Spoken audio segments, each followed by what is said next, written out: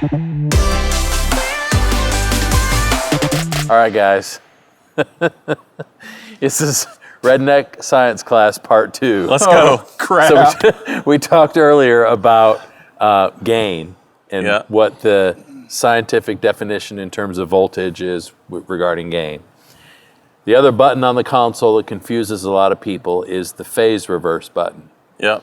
So according to our friends at Wikipedia, phase can be an expression of relative displacement between two corresponding or zero crossings of waveforms having the same frequency. Oh, I completely understand that. What's so confusing about this? But phase is something that confuses a lot of guys. So let's use a visual aid to describe to our friends what phase is. So this is an episode of Redneck Science with Lee Fields. Okay, here we go.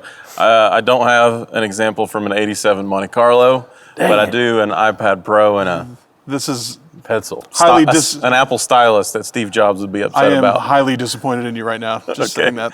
Okay, so let's think about this in a sine wave scenario so we can learn the basics of this. So I'm just going to draw a simple sine wave here. And I'm going to use this one. Okay, so this would be a sine wave.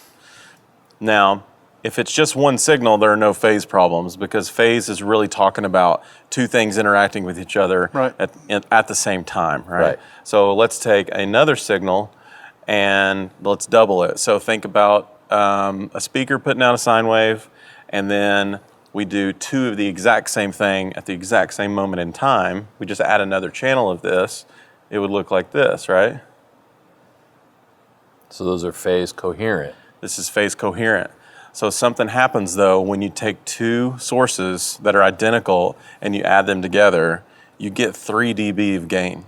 You get summation, okay? Right. Well, what happens when you flip the phase of one? Well, you're in essence taking the red one, and I'm going to draw this one blue. This would be phase reversal.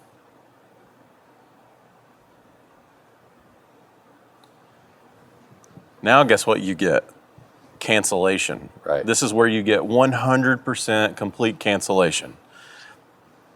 So we have a way to know what that sounds like? We do have a way to know what that sounds like. Because in school, I would taunt you and say, prove it.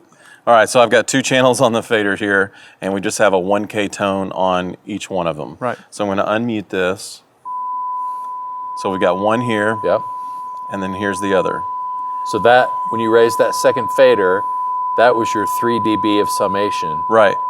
To make sure it's exactly perfect, we want these at the exact same place on the fader. So if I mute one, you lose 3 dB. Okay? Now, if I flip the phase on one of these, science, you ready? Whoa. Complete cancellation. What just happened? It's gone, completely gone. And you didn't mute a thing. I didn't mute a thing. Now, it's really rare in a live sound scenario where you would get 100% cancellation because this is a 1K tone. The only thing happening here is perfect. It's perfect, right? Yeah. When you have two guitar sources, the same guitar, 2 microphones, that is a little different. But you're still getting summation and cancellation just at different frequencies at different points in time. Enough to make it sound really wonky. Really weird, really weird. Yeah. So to fix that, phase is just taking the signal and flipping it 180 degrees. There are also other ways we can mess with this and fix it. We can use time. So let me erase this whole thing. Let's draw another one. So there's one signal, and we'll go to red for the other. If we move one of them, let's say 10 milliseconds. So just delay one. Just delay one. So we're going to start one here. If we back those up 10 milliseconds, we have cancellation, right? So right now, they're playing. They're still on, right? So if I'm back in phase, I'm out of phase. If I just delay one of these, time, delay in. I just delayed it 12 samples. 12 samples, so that's like 1/4000th of a second. Yeah, it's not much at all. And the farther you go with delaying it, The more it gets the more back present in. it comes because Right. it's 2 signals. Right. Yeah. So delays back out. Now we've got complete cancellation. The other way to do this would be panning and moving it out of the stereo field, because panning's just volume, right? So if we pan one of these, it comes back.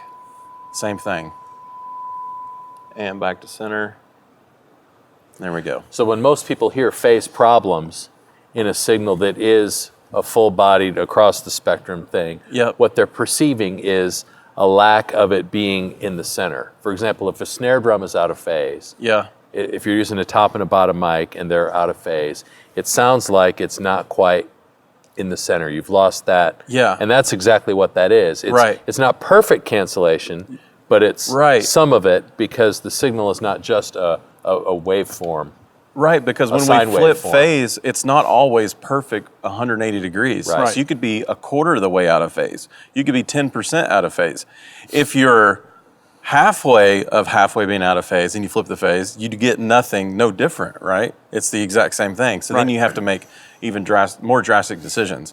The same reason why we walk across a room and you hear high frequency go in and out, like you get that effect. If you're playing pink noise. If you're playing pink noise, that's the summation and cancellation of frequencies with the speakers interacting with each other. That's the comb filtering of the speakers. Right.